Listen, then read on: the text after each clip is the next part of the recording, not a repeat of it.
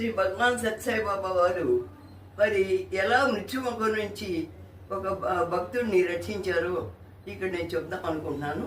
ముప్పాళ్ళ రామకృష్ణ గారని వాళ్ళ మేనమామ తీసుకుని ఒకసారి కాశీ వెళ్ళారు.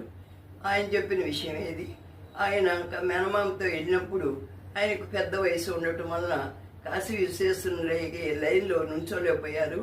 చాలా పెద్ద లైన్ ఉంది విశ్వేశ్వరుని దర్శించుకోవడానికి. ఈయన నుంచోలేకపోతున్నారని పక్క సెక్యూరిటీ వాళ్ళు పక్కన కూర్చోబెట్టారు.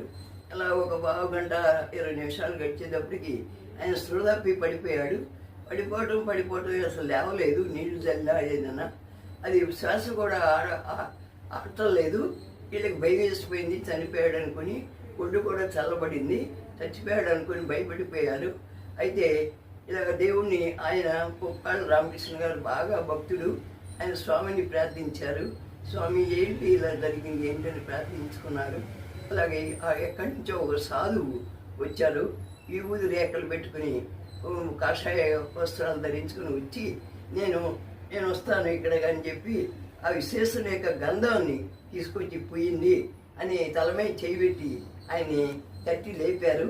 ఆయన ఒక 5 నిమిషాల కల్లా మామూలు మనిషిగా లేచి కూర్చున్నాడు. అది చాలా చాలా ఆశ్చర్యకర విషయం. ఇలా ఆశ్చర్యపోతూనే ఆయన మాయమైపోయారు. అది ఎవరంటే సత్యసాయి బాబానే ఇలాంటి మహిమ చేశారు. నేను పూర్తిగా అతను నమ్మాను, ఆయన నమ్మాను, మా మేనమామ కూడా నమ్మారు. కాబట్టి కాశీ విశ్వేశ్వరుడు సత్యసాయి బాబా ఒకటే అని నమ్మి నేను ఒక్కడించి చెప్తున్నానని చెప్పేసి మరి ఆయన పెద్ద రచయిత ముప్పాళ్ళ రామకృష్ణ గారు ఆయన నాకు చెప్పారు. అది సాయిరామ్.